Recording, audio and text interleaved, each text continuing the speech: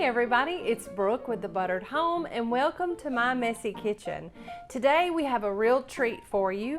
This is one of our favorite desserts that I personally have been cooking since I was probably 8 or 9 years old. It is monkey bread with a very special caramel sauce. So this recipe, let me give you a little background. I had some neighbor friends growing up as a kid who lived in our area for 3 or 4 years, and they taught me all kind of things. I remember they were the first ones to show me how to make ramen noodles.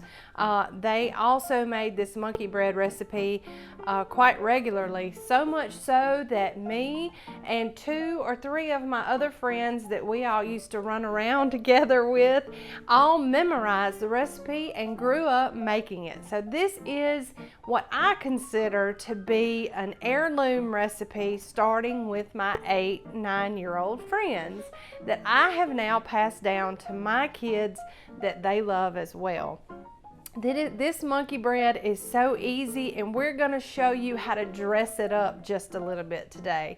Originally, the recipe is made with 4 cans of pre-made biscuits, and you can certainly do that. It's quick, it's easy, but the way we kind of dress things up with this monkey bread is by using our biscuit recipe in the biscuit portion. So I have a mixing already made up of my biscuits, and we're going to show you how it differs from regular biscuits to make the monkey bread. So let's show you how to do that. So you mix up the biscuit dough just as normal, and then you put it onto your floured board. And then flour your hands. And I'm going to just get a little bit extra.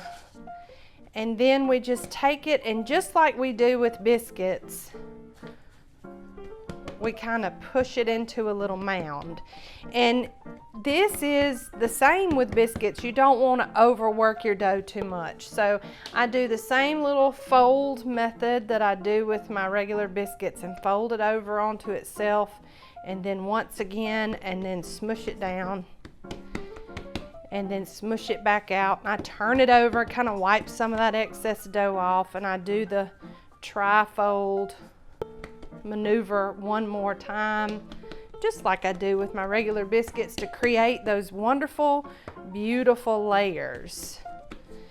And then we do that all for a total of about 3 times, just to kind of create those flaky layers. So while we're not making biscuits with this dough, you can see how quickly it has smoothed the dough out without overworking the dough. You know, biscuits are not like traditional breads. You don't really want to knead them because it'll make them tough. So at this point, we're just going to press this out. And what I've done is I have made a double batch of biscuit dough, because you need a good bit for the monkey bread. And then I'm going to sort of cut it out with my dumpling cutter or my pizza cutter and cut them into small cubes. Now these little gems of goodness are going to just sit on the counter and rest, and I'm going to kind of separate them out just so that I can get to them a little bit easier, and kind of let them sit in that dough, because we don't want them sticking to one another, because they're going to go into a cake pan to kind of rest and wait on the caramel sauce that we're going to put on top of them. So the thing that makes these just yummy gorgeous is we take a tablespoon of cinnamon and add it to a cup of sugar. And then we mix that up together just until it's well combined.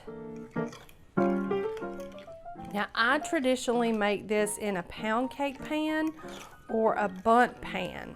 You can split this recipe into 2 loaf pans if you would wish, so you can have one to keep and one to give away.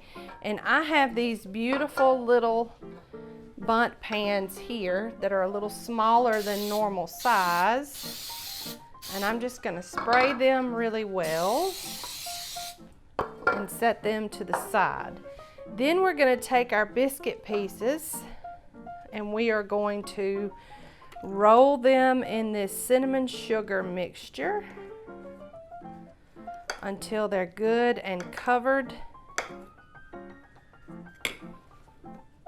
And then you are going to layer those pieces into your prepared pan.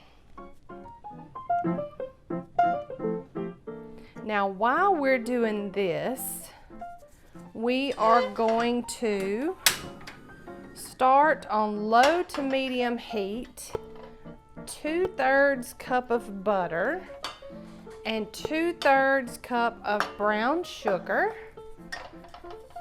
just to kind of melt and come together. Now, this is not a caramel cream sauce. This is just going to be a regular kind of thin caramel sauce. So we're just going to let that melt over low to medium heat while we are preparing our biscuit dough and layering it in the pan. Keeping an eye on it, of course, because once it comes up to a bubble, it will happen pretty fast. All the while, we're still going to layer these guys in our cake pans. And like I said before, you can totally do this in 2 loaf pans or in 1 regular bundt or pound cake pan if you wish. But we usually have so much food that I try to make these make-ahead ones where I can at least give some away. All right, so you see that our butter and our brown sugar has started to melt. Now we are only going to let that come to a simmer. And then we're only going to let it simmer for about a minute. And if you'll notice, we're just starting to get a little bubble around the edge. You don't want to cook this too hot because then it can burn, and it'll burn really fast if you're not careful. So I'm going to keep a careful eye on that while I'm getting these prepared. Because once it starts to come to a good little simmer or a good little bubble more in the middle, see, there it goes right there. You're only going to want to let that do this for about a minute. So I like to do this on low to medium heat, and just like with our other desserts or custards that we make, we just don't need to leave it. All right, so now you'll notice that it's kind of started to pull away and come to a what I call a boil there. So we're going to remove it from the heat and let it cool just a minute while we finish preparing our other biscuit dough. And we'll get these guys rolled up and dropped in the pan. And if you have some that are a little larger than the other pieces, you can just break them in half. And if you're using just canned biscuits, all you'll do is you'll take your biscuits and you will actually just cut them into 4 quarters, each biscuit into 4 quarters, and you get the same result.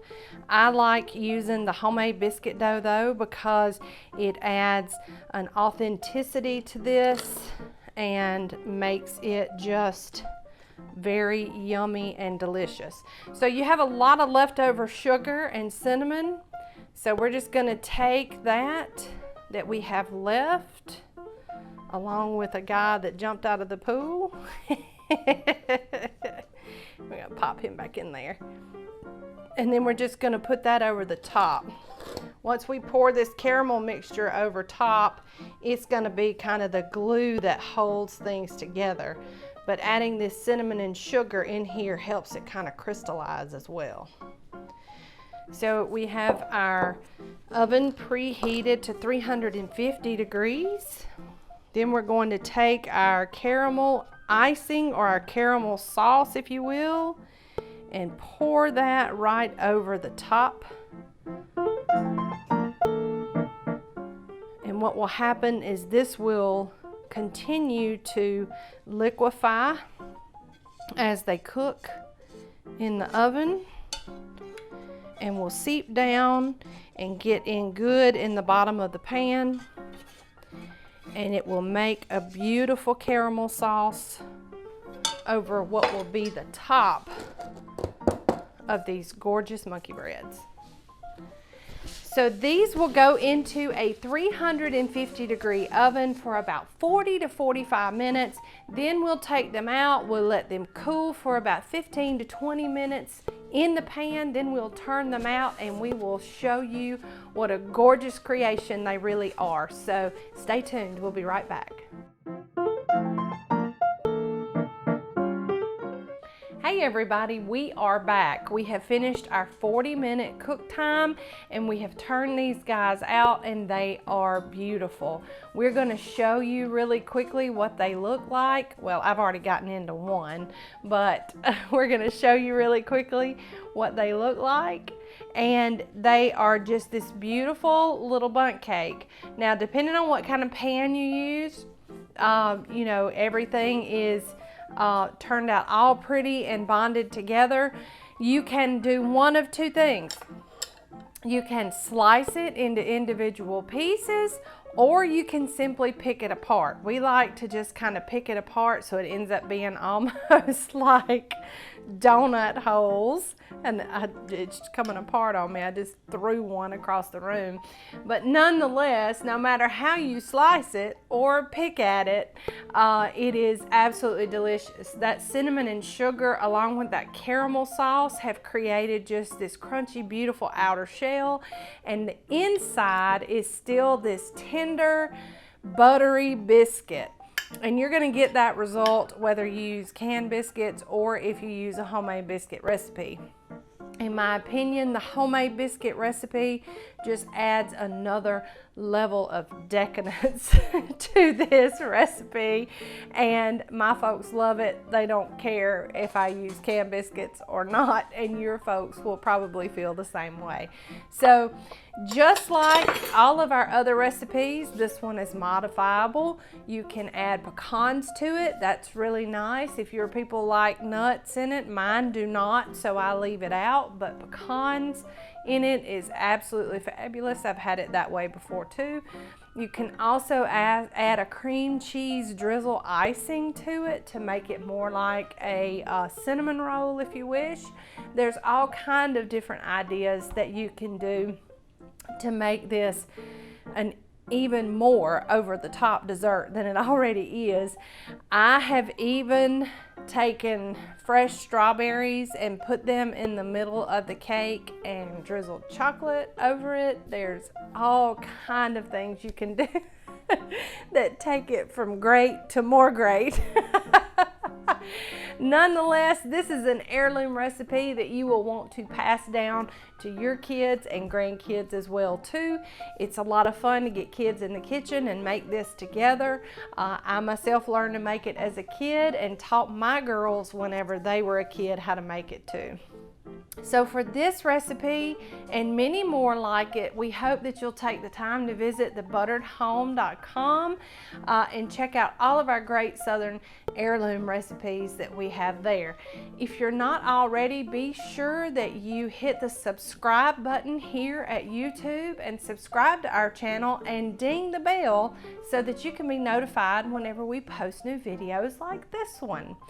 Also, we cook live on our social media channels every Monday night at 7:30 Central Time over at Facebook and Instagram, and we would love it if you would join us for that there. We have have a real good time. It's just like being in my kitchen with me. We cut up, we laugh, we have a really good time, and we would love for you to be a part of that with us as well. So stay tuned. We've got some really good stuff coming up for the rest of the month, and we would love to have you here and join us. So from the buttered home to your home, we love you guys. Bye.